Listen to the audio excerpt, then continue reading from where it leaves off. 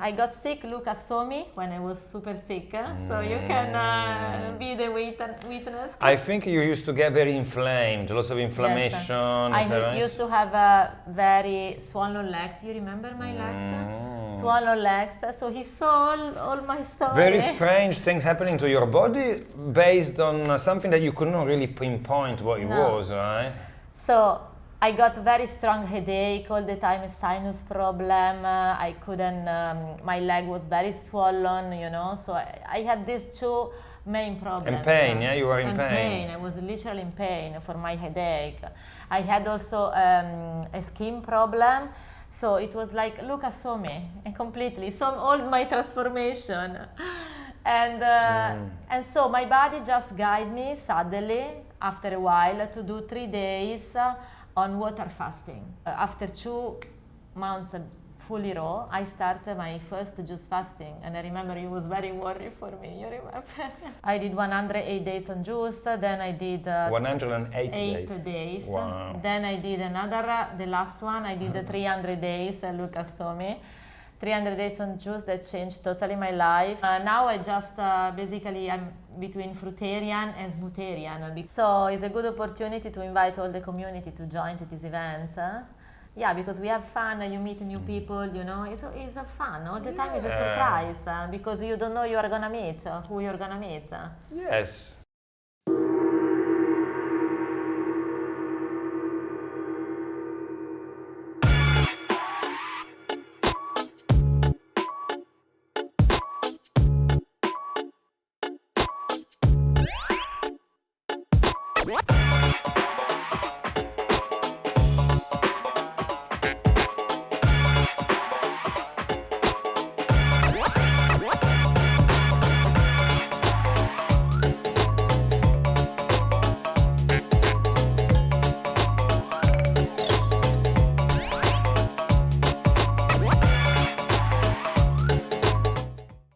Welcome to this new episode, and today I am here with my friend Annabella. How are you, Annabella? Welcome everybody. I'm fine, thank you. So Annabella is somebody that has been on the island for a while, like maybe 5 years already. And you know, I met her a long time ago when she was the manager at Karma Cafe, Yes. you know, very popular vegan restaurant in Sritanu. But since then, I saw so much transformation. And now, completely, right? So now, Annabella is becoming increasingly more famous in Italy, because she's also from Italy like me, Yes. as an influencer, particularly talking about detox, purification, nutrition, etc. Exactly. So that's going to be the subject today. So first of all, I'd like to ask you, what is your story in life? Basically, 5 years ago I was in Italy, and my job in Italy I was working like a psychologist, psychotherapist, specialized in trauma release with EMDR technique. I have been doing this since 13 years already now, because now I'm still doing but online.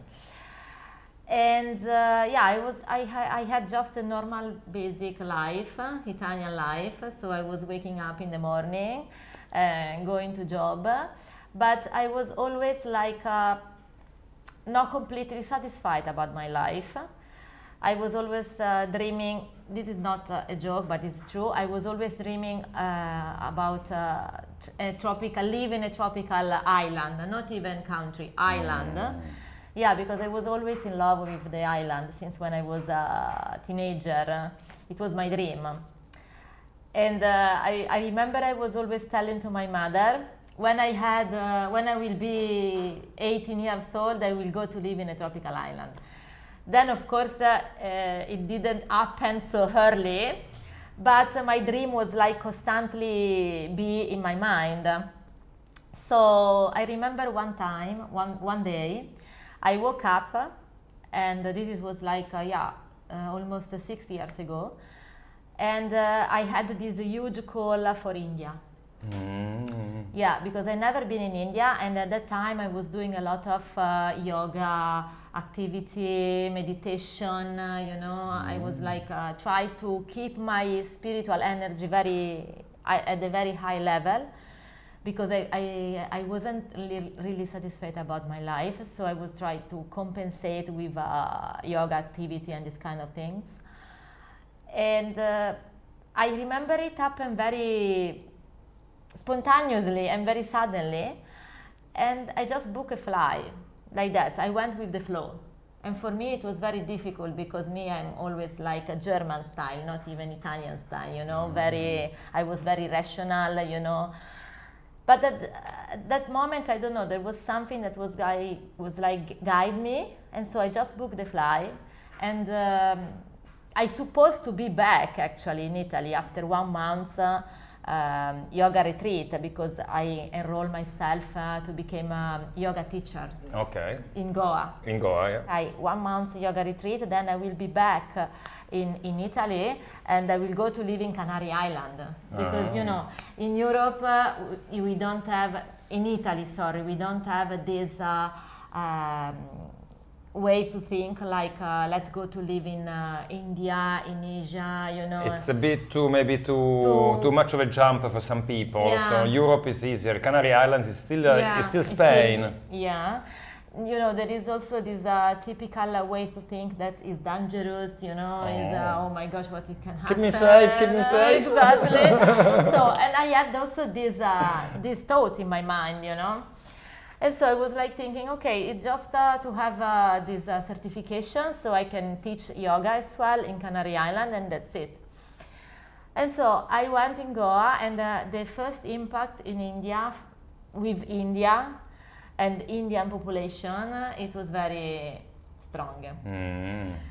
So, I mean, Indian people are very lovely, but too much lovely for intense. me. Intense. It's an intense country with lots of spirituality, lots of contrast. It's a place for personal growth, India, I think. Yes, I was also in Goa, so I wasn't in a very spiritual. I was in Arambol, you can Arambol, imagine. yeah. Arambol is similar to Koh Phangan. Yeah.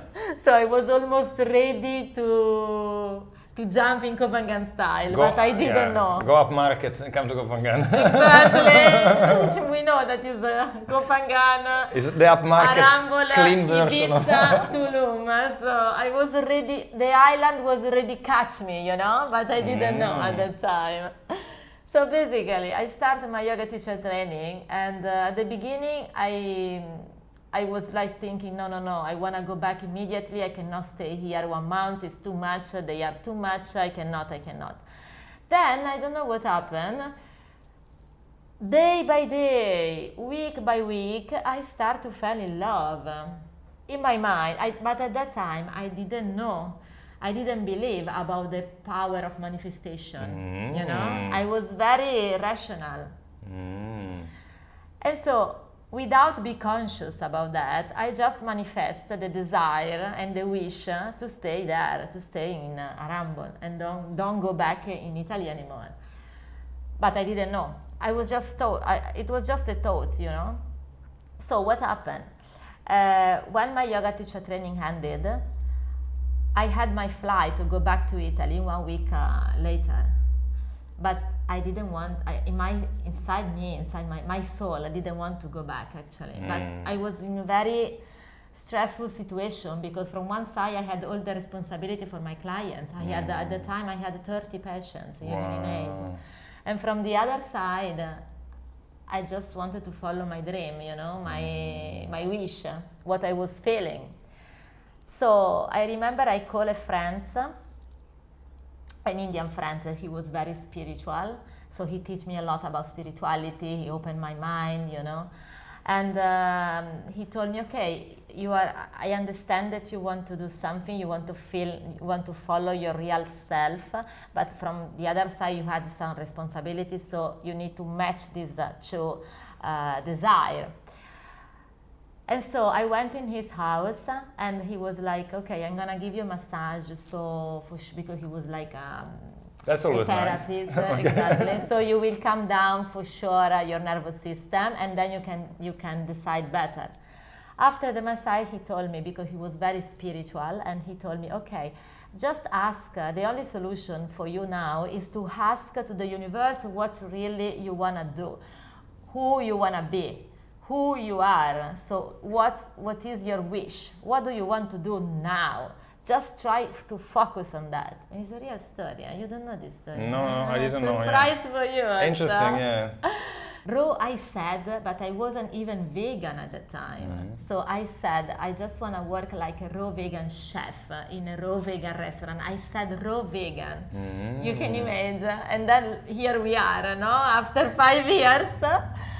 And he was like, because I used to be, I have a certification, I used to be a vegan chef, so not raw vegan. And so I just said that, and he was like, okay, ask to the universe, and you will see that the universe will give you the answer. If you really feel this, and if you really believe on this, you will see that it's gonna happen. And yeah, I was like, what she said, I mean, I don't believe on this. I was like, I'm here wasting my time, I need to find a solution. You tell me, just ask me to the universe, this is, I don't believe on this. And he was like, just do for me, please, do. And we see. And I was like, okay, universe, I just wanna work like a raw vegan chef. But I did like, I was thinking what I'm doing, you know, what I am doing. So on the way back, I got lost in the jungle. It was noon, so very hot in India. And then I was desperate. I was like, why I came there? I lost my time. I waste my time. What I didn't solve up the problem. Suddenly, in the jungle, and in India, in the jungle, it's very hot at noontime. So I saw on my left side a construction that looked like a mushroom, a huge mushroom, amanita mushroom. Really. And this catch my attention. I was like, what is this? And I was like, oh, maybe they can help you to find a way to go back, you know, to go back to my bungalow. And so I went there and I asked to the guy, but sorry, what is this? Because I got lost in the jungle. I need to find a way to go back to the sea because I have the bungalow facing the sea. And he was like, this is a raw vegan restaurant. I swear to God, in Arambol. Open Cafe, the name it was. Very nice. And me, I was like, I lie actually, because I'm not a raw vegan chef. I'm just a vegan chef, you know.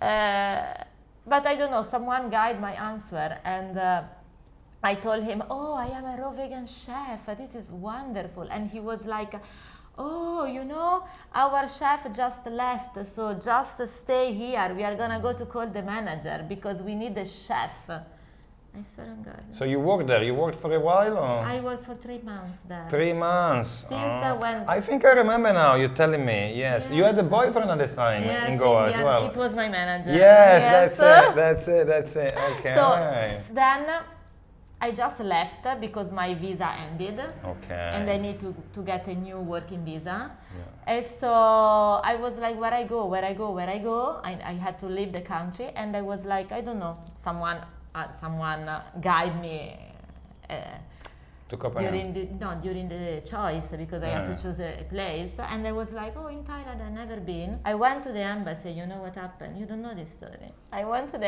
Indian embassy in Bangkok, asking for a new visa, for a STEM visa. And they told me, sorry, but here we are not gonna provide an Indian visa, working Indian visa. You need to go to Cambodia. You are in the wrong place. I mean, I was desperate. I booked a flight. I came in Bangkok for nothing. What can I do now? And I didn't want to go to afford another fly. I was very tired. So my friend just advised me, okay, just took 2 weeks holiday, enjoy life, quiet, and then you will go to Cambodia. Yeah, and you came to Koh Phangan? No, he told me, go in Koh Phangan. For sure you will love Koh Phangan because it's a yoga, meditation, special community. Go there, you will fall in love with the island. And I was like, okay, let's go to visit, to explore Koh Phangan. On the boat, I met, maybe you know for sure, Clarissa. I remember. You know Clarissa? Yeah, long time. Yeah, Brazilian. And I was like sharing my incredible story with her on the boat, because at the time she was living from 7 months in Koh Phangan. And she was like, darling, you don't know Koh Phangan story. I mean, what do you mean? in Koh Phangan, you know when you arrive, but you don't know when you leave. Yeah, sticky island. Sticky island. And it was like another guru, no, like in India. So I was like totally complaining. But what are you doing? I have a life in India. I need to go back. I have a job. So she was like, let's see. I came in Koh Phangan. The first day, after 4 days, a dog bite me. I had to stay longer for the shot that you need to take 4 times more. Okay.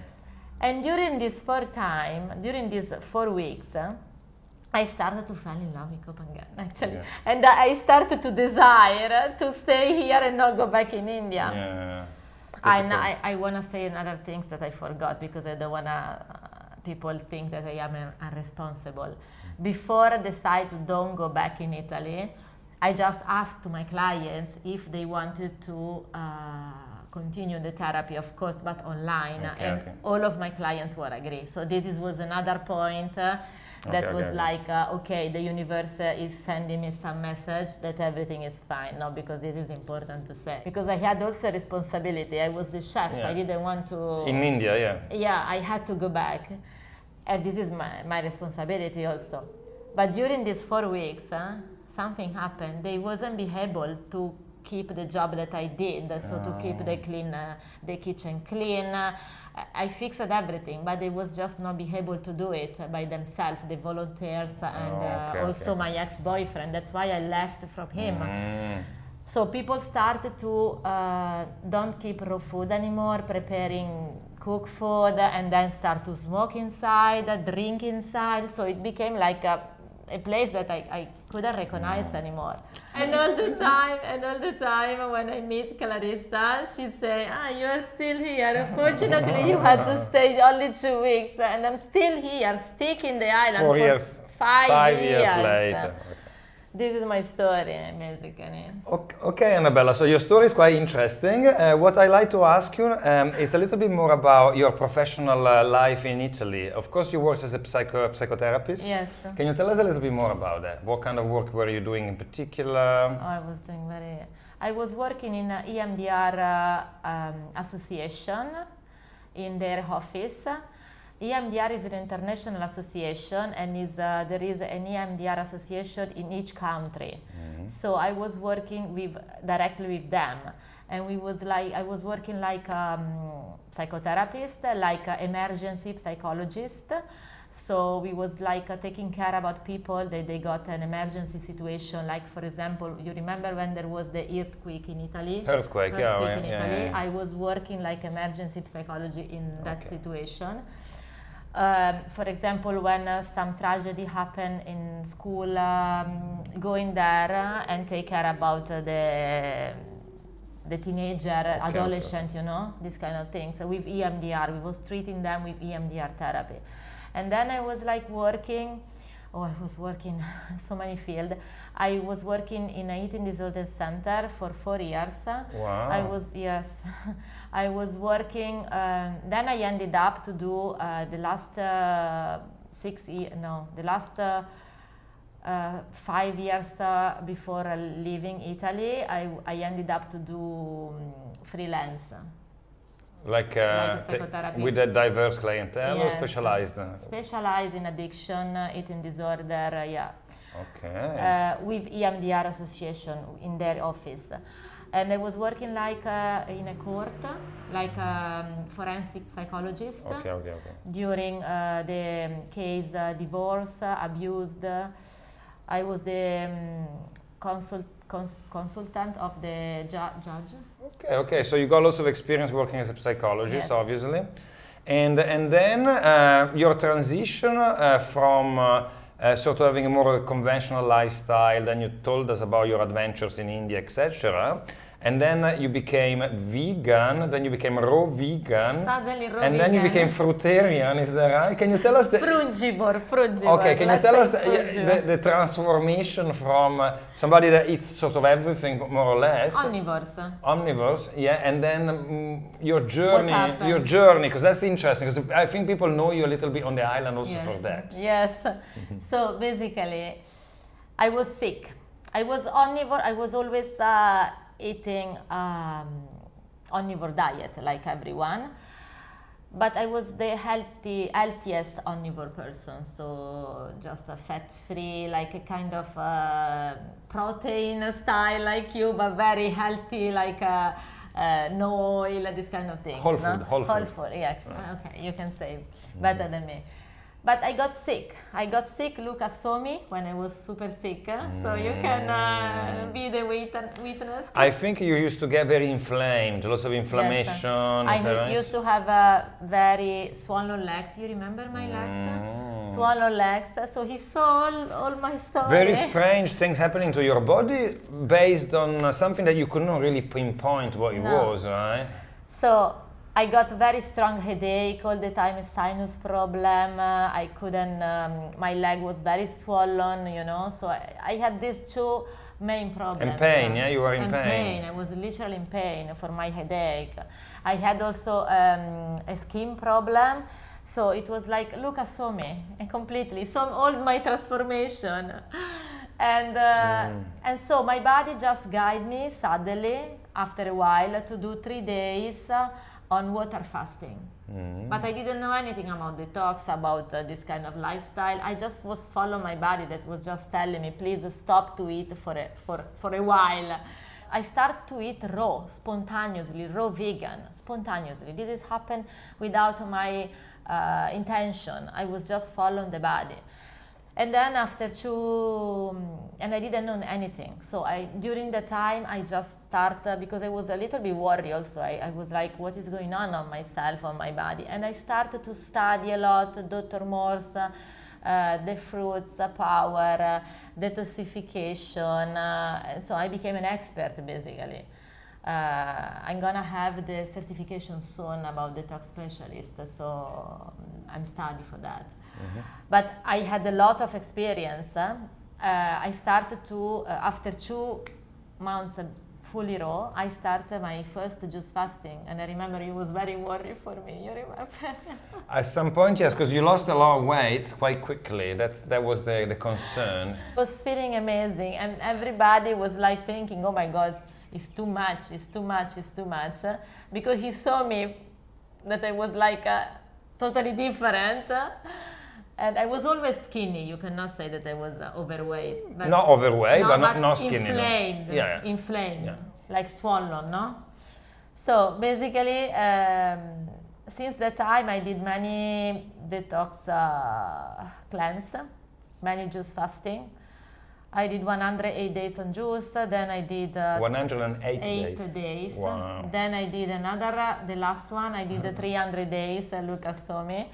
300 days on juice that changed totally my life. I did a colon cleanse with gravity colonic, that this is also changed completely my life. And I became, now I just basically I'm between Fruitarian and Smootharian. Now I just basically I'm between Fruitarian and Smootharian because... So what do you eat at the moment? So at the moment my diet is like that. I wake up, I juicing, so I just drink a juice. For example, today I drank pineapple juice for breakfast. Then usually I have a smoothie. It could be mango, banana and passion fruits or mango, dragon fruits and banana. This is my favorite combo. And then I have a green juice. Always, every day, almost every day I have a green juice. My green juice favorite one is cucumber, parsley, lime, and pak choi. This is my favorite one. Then, and then in the evening, I had then I can have a smoothie bowl or another smoothie. So this is my diet. So I'm fruits, yeah, and some vegetables, but juiced. Juiced. Once sometimes. Maybe let's say 2 times a week, I don't know, when I want, I just have raw sushi. I have an addiction for raw sushi. Like it's a salad basically. No, it's not salad, because salad, I don't eat salad. I cannot tolerate salad anymore after my 300 days on juice. And the raw sushi? So raw sushi is just made from coconut or cauliflower. Instead of rice, seaweed, and inside there is avocado and coconut, avocado and cucumber basically. Very simple, but so delicious. and with coconut yogurt. Coconut yogurt is the fat that I tolerate and I introduce in my diet sometimes, but that's it. So basically, of course, you get also vitamins and minerals from the fruit. Nutritional is approved yes. or not? No, well, of course, from a more mainstream view, from the protein and the wool protein, you're very low protein and very low fat, basically, and say high carb, kind of like juice diet. By my blood test, protein are perfect. Very nice. So, yes. Okay. There is some small protein in fruit when you have the smoothie, I suppose, and in the sushi. Yeah, the sushi, but I don't eat sushi every day. I eat sometimes. But you know, you've been doing this lifestyle, because it's a lifestyle, yes. Right? For like how 3 long years. now? 3 years now. Okay, and now you are teaching in Italy as well, right? So you have now, some. Basically, I don't work in the island, but I still keep my work like psychotherapist online. In Italy, yes, and I help people with this process with we can say detox. Yeah, sure. I help people with detox, with transition diet if they want to know how to transition on this diet. Yeah. And of course, it's quite a niche. You know, it's like not a mainstream thing. So how do you cope with sort of like the pushback that you get sometimes from people? On the media, etc. Because you do get criticism, right? It's part of the person that you are right now. Like, you know, of course, you have your direction. You're doing what you think is right and good. And then the mainstream people, of course, some of them might think it's a little extreme, maybe. How do you cope with it? Because you're quite a strong personality, right? Yes, so it's not a problem, like, to have a bit of a fight on the internet sometimes with somebody, or? No, because. So I know what I want, I know how I feel, you know, and so I just want to inspire and help people that maybe they are in the same condition where I was, you know, because for me, people, they can do whatever they want, but I just want to help with my heart, you know, and when someone is criticizing me, and this is happened very often, I just send love, you know. I just like, if it's too much, I block them because I don't want to have this energy on my page. I don't want to read people that insult other people, fighting. The internet can be quite ugly. Yes, very aggressive. I don't want to have this. But it depends about how strong they criticize me or the situation, the video, whatever. Otherwise, I just reply, you know, I just reply about what they write. And I just send love, because I'm telling you something. These people that are very triggered, usually everybody are just like sending negativity back, you know, just like, oh, you are like this, no, you are like this, blah, blah, blah. For me, I just send love, because with this energy, they have already this negativity inside, you know, so they don't need more negativity. They just need love. You know what I mean? That's very Christian way of you looking at it. Yes, I try to do my best. This is something that, because I think that these people, are the people that they deserve more love, because they don't receive this love. Otherwise, they wouldn't be like that. For sure. And there is, you know, like a value in being able to express your thoughts, your ideas, your model of the world, and you know, and exactly. For example, me and you, we are mostly the opposite. We do maybe the same detox process, similar, but the opposite on way to think, you know. But we respect each other, we love each other, we are very friends, you know. So I think this is an example how it should be, you know. Inclusive, you know. And you know, nobody's got real, you know, kind of rights over the truth, you know. And more you look at reality, and you know, you look at it philosophically, you look at it scientifically. I mean, there are different types of ways of looking at reality, and all are combining to then form an idea of what is right and wrong, what is good and bad, what should be done or not, given a situation. But you know, as people, we have diverse and different views on what is good or not good for us. And as adult individuals, ultimately, it's a choice. We choose what we think is the best, and And I think we need to respect each other, also the diversity.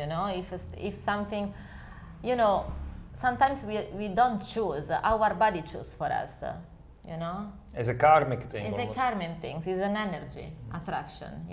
You listen something and you feel some connection, and then you feel attraction for that path instead of another path. It's mysterious even the way it forms. Life is so mysterious. If you wouldn't ask me 5 years ago when you met me, oh, you will be Smootharian, Fruitarian, whatever, or vegan, I would say, what? I didn't even know about this. I didn't have the knowledge, nothing. So, I was just open to receive, And it happened to you. Open to receive. Yes, like we say all the time in Koh Phangan, you must be open to receive. Who knows? Who knows what we're going to receive next? Let's see. Hopefully some good inspiration. Exactly. Okay. So be open to receive. Another thing that you were known for on the island is because you organized meetups, like dinners, right? Like vegan dinners. I've been to many of yours. And Fruitarian. And also Fruitarians gatherings on the beach, on Zen Beach, right?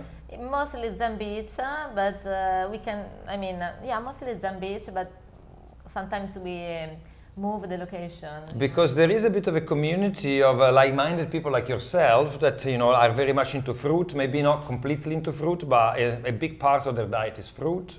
And I know everybody because they tend to hang out in Sri Tanu, and then there's of course a very large vegan community in Koh Phangan, linked to the yoga philosophy because of the animal rights, for health, different kind of reasons why people do that.